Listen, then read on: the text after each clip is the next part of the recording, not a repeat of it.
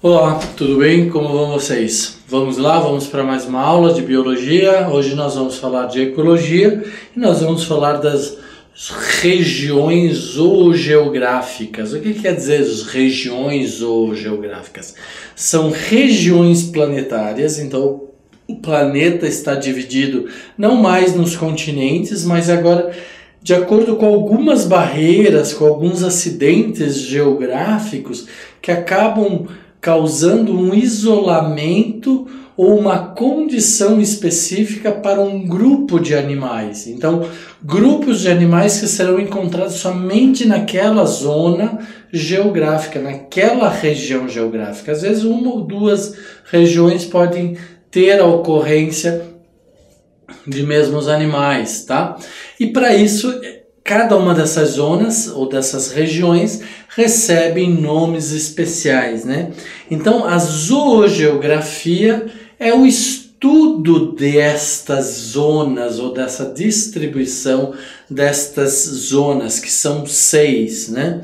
Tá? Então, a distribuição geográfica dos animais nos diversos continentes, né? Ok? Mas a regra não é continente, ok? Chamo isso a atenção de vocês. A regra não é continente, mas sim algumas barreiras geográficas ou algumas situações geográficas climáticas que determinam a ocorrência de animais em um local e não em outro local. Normalmente são barreiras, tá bom? Então, proposta pelo naturalista inglês chamado Alfred Russel Wallace, os animais podem estar dispostos em 6 regiões zoogeográficas, né? Então, quais são? Neártica, toda essa região acima do México, né? Pega aí uma parte sul do México e sobe. E aí nós temos a região neotropical, que é da parte do México para baixo até o fim da América do Sul. E nós temos também as 2 calotas polares, né? Então nós temos as 6 regiões zoogeográficas mais as 2 calotas polares, tá? Temos aí a zona paleártica, né, que é a zona da Europa e da Ásia. Então existe aí uma estrutura diferenciada, e no sul da Europa, norte da África, porque nós temos ali o Mediterrâneo, nós temos o deserto, né? Então isso determina uma grande barreira para que os animais avancem de uma região para outra. E aí nós temos a região etíope, ou Etiópia, né? E nós temos também a cordilheira do Himalaia, né? No sul da Ásia, né? Ali na China, na Índia. E aí nós vamos ter a região indonésica ou oriental, né? E depois ainda nós temos uma região chamada Austrália, né? Ou australiana. Então são essas 6 regiões. Então nós vamos vê-las aí. Que característica? Então, mesmo com a tendência de dispersão para a busca de alimentos, né, os animais começam a buscar alimento, mesmo assim eles vão chegar a um momento que eles encontram uma barreira que eles não conseguem transcender, né? Então, as aves são diferentes, mas os animais, mamíferos, répteis, né, insetos, vai chegar uma barreira ou climática, ou geográfica, ou ecológica, que vai impedir que esses animais mudem de um local para outro, tá? Então, por esta razão, cada região apresenta animais característicos e distintos entre si, né? Tá certo? Então, cada região tem a sua característica, tanto vegetação, clima, quanto tipo de animais. Só que se considera um grupo, né, de características, e se considera onde estão esses animais, né? Por exemplo, nós podemos falar que o bicho preguiça está na Amazônia. Nós não temos bicho preguiça aqui no sul, nativos daqui do sul. mas foi trazido. Então, em alguns zoológicos, em alguns centros de pesquisa, nós temos a presença dos bichos preguiças. Então, eu vou pedir para vocês, assim, zoológico é bem bonito, é bem bacana, centros de pesquisa é bem bacana, aí nós temos alguns lugares com espetáculos com animais. Esses lugares onde tem espetáculos com animais, aquários, que mantém um animal em cativeiro, evitem, pessoal, tá? Evitem. Ah, mas aí eu nunca vou conhecer. Não, vai conhecer sim, um dia você vai conhecer. Um zoológico bem estruturado, onde você veja que o animal está sendo muito bem tratado, tem um espaço grande de movimentação, de locomoção, possa conviver com outros indivíduos da sua espécie. Então já são locais mais saudáveis. Mas agora, por exemplo, um circo, um local de exposição, de espetáculo lá, né? Ficam expondo as baleias, os golfinhos, fazendo peripécias para cima e para baixo. Vocês imaginem vocês vivendo nessas condições. Então vamos evitar isso, né? Vamos tentar ser conscientes nesse sentido. Tá? Então cada região tem um tipo de específico de animais e de condições. Então, exemplo, neotropical. Qual que é a neotropical? Do sul do México para baixo, né? Tá? Que está separada da neártica, que é para cima, então América do Norte, Estados Unidos, México, Estados Unidos, Canadá, Groenlândia, né? Tá? Pelo deserto da América Central. Então, o deserto do México, né, causa uma grande barreira geográfica que impede que haja, então, deslocamento dos animais da zona neártica para a zona neotropical, né? A região oriental, qual que é a região oriental? Lá da Indonésia, da Malásia, né? Que se isola da Paleártica, que qual é? Que é a Ásia, a Europa, né? O norte da África, o mar Mediterrâneo, né? Pela cordilheira do Himalaia. Então a cordilheira do Himalaia e o deserto do Saara acabam gerando uma barreira, né? O deserto do Saara divide a região paleártica com a Etiópia e com a região oriental, tá? Então, região neártica formada pela Groenlândia, Canadá, Estados Unidos e norte do México. Ausência de macacos, então não existem macacos naquelas regiões, né? Naqueles países, tá? Marsupiais, como os marsupiais da Austrália. E xenartros, que é o tatu, o tamanduá, a preguiça, né? Então, lá nessa região, que é essa região amarela aqui, tá? Essa região amarela mais escura, é a região neártica, tá? Nós não temos principalmente esses animais. Então, formada por quê? Pelo bisão, né? Pelo caribu, pelo lince, pelo antílope, pelo lobo, pelo coiote, né? Coiote, o boi almiscarado, o castor, o urso, a puma, a águia, o falcão, tá? Então, claro que vocês têm que dar uma lida nisso aqui, claro que vocês têm que assistir um filme agora com um olhar diferenciado, então vocês não vão ver um macaco numa floresta nativa dos Estados Unidos, porque não tem, né? Tá? Como vocês não vão ver um elefante aqui numa floresta nativa do Brasil. Então vocês vão começar... Por que não tem? Porque são animais que se isolaram, são animais que não têm esse ambiente natural, tá certo? Região paleártica, que é a região formada pela Europa e pela Ásia, né? Mais transformada pelo homem. Por quê? Porque é onde está o maior núcleo aí humano, né? Pega a China, pega a Europa, né? E sofreu mais alterações pela produção da terra, são as terras mais antigas também, né? Então, Europa, norte do Saara, ao norte do Himalaia, né? Então, a parte da Ásia do Himalaia. Tudo para cima disso é zona paleártica. Maior parte coberta por campos cultivados, possui algumas florestas, desertos e estepes.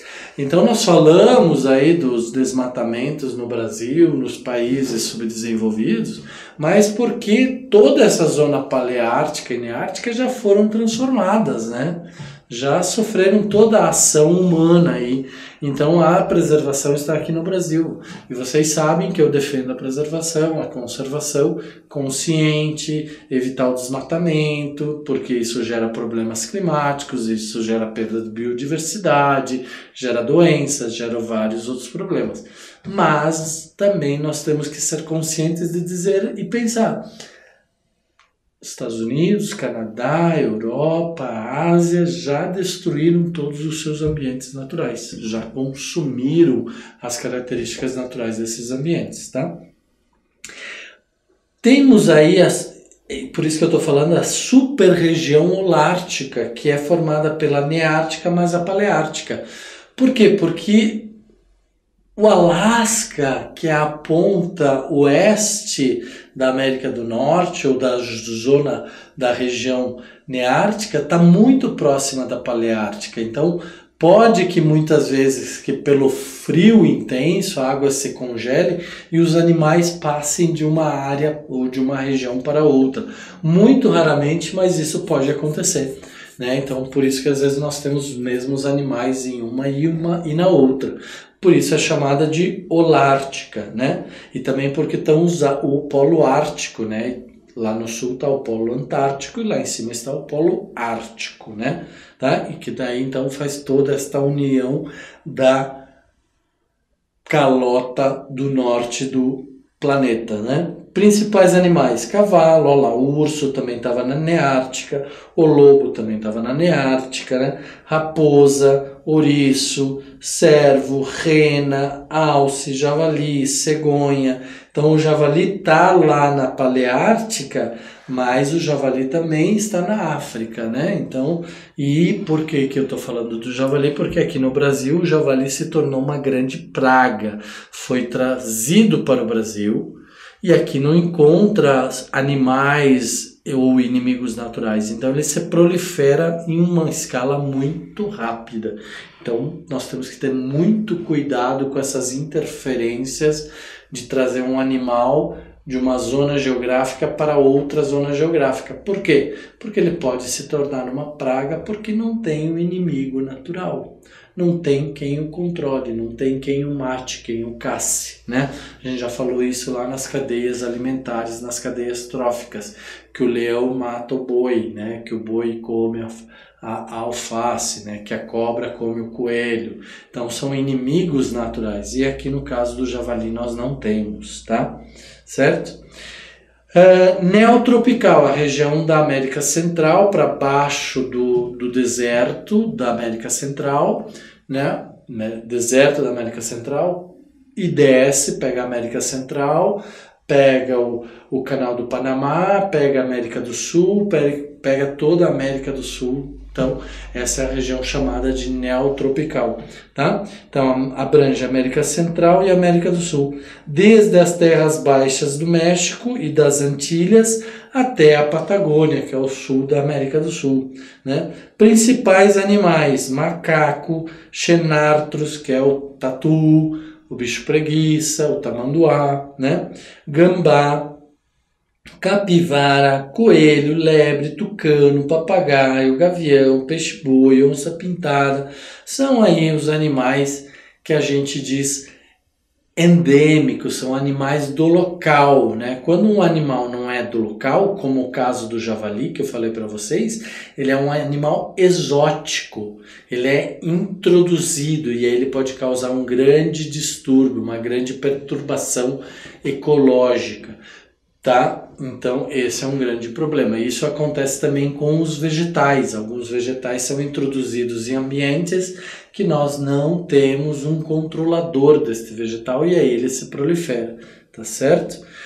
Região etiópica, né? Ou paleotropical, né? Então lá na África, desde o Saara ao sul da África, né? Madagascar e ilhas adjacentes. Nós temos uma formação específica de savanas, desertos, que são os biomas dominantes, e os principais animais são zebra, girafa, leão, tigre, elefante, camelo, avestruz, gorila, orangotango, pangolim, né? Então o que é o pangolim? É este bichinho aqui que é quase um tatu, né? Meio parecido com o tatu, só que ele é diferente, né? Tá? Nós temos o camelo, certo? Então, camelo com 2 corcovas, dromedário com uma, tá ok? Então, esta é a zona paleotropical. E a zona oriental, que é aquela zona que está abaixo da Ásia, né? Desde o sul da Ásia até Filipinas e Singapura. Nós temos topografias com montanhas de neves permanentes, então lá são as regiões mais altas do planeta, né? Então nós temos lá regiões onde tem neve o ano inteiro, tá? Densas florestas e alguns desertos, então é bem variado, né? Você vê aí muita altitude, desertos, florestas densas, né? Savanas, outros tipos de ambientes ou de biomas, e isso dá uma diversidade bastante grande. Então, elefante, tigre de bengala, pavão, macaco, gibão, né? Então, olha aqui o gibão, o elefante, o tigre de bengala. Então, são exemplos aí do oriental. Ah, nós temos elefante na África e temos lá na zona oriental? Temos, certo? Por quê? Porque no passado, lembrem que há uma teoria de que o planeta era uma única estrutura, né? Que formava a Pangeia, o período da Gaia, né? Então, isso com a entrada de meteoritos, a explosão de vulcões, a Terra se separou e formou os 6 continentes, tá certo? E a região australiana, né? Formada pela Austrália, Tasmânia, Nova Guiné e Nova Zelândia, né? Separada há mais de 180 milhões de anos. Por isso que os animais dessa região são tão diferentes, né? São muito diferentes. Olha aí, a koala, né? A tatuatara, o lobo da Tasmânia, o kiwi, o ornitorrinco, a équidna, o lêmur. Se vocês não lembrarem desses animais, busquem lá para vocês fixarem. São todos muito distintos de todos os outros continentes, né? O morcego foi o único mamífero moderno encontrado na região da Austrália, a região australiana. Mas acredita-se que ele foi voando de um continente para outro, de uma região para outra, né? De um continente para outro, não, mas de uma região zoogeográfica para outra, tá? Ok? Então, essas são as 6 regiões zoogeográficas, certo? Vocês precisam memorizar, precisam entender especificamente. Então, observem que eu tenho chamado a atenção de vocês aqui para não memorizar, mas para tentar entender, né? Para tentar entender principalmente não só para a prova, não só para o Enem, mas é entender para a vida de vocês. Quando a gente está passando, por exemplo, de um campo para uma floresta, ou para um cerrado, ou para uma caatinga, ou para o Pantanal, ou para a floresta atlântica, e aí a gente vai para uma zona de montanha, nós temos um outro tipo de vegetação, aí nós vamos para as Cordilheiras dos Andes com outro tipo de solo, com outro tipo de vegetação. Então a gente começa a perceber que são tipos diferentes de animais. Por quê? Porque existem estruturas diferenciadas. Disponibilidade de água, temperatura, vento, pressão, tipo de solo, tipo de vegetação. Isso tudo dá uma característica única para cada tipo de zoogeografia. Ok? Então, tá aí as 6 zonas ou regiões zoogeográficas que definem aí as nossas biodiversidades, e cada uma dessas zonas geográficas podem ter características específicas um pouco diferenciadas, como é o caso do Brasil, que nós temos aí 6 biomas que compõem o Brasil. Tá ok? Então, pessoal, um grande abraço para vocês e até a próxima aula, né? E gravem, façam um mapinha de vocês, gravem o nome das regiões, gravem as características, lembrem o que forma, o que determina, o que é ali a história, quem que está controlando quem, tá bom, pessoal? Fiquem bem e até a próxima aula. Um grande abraço.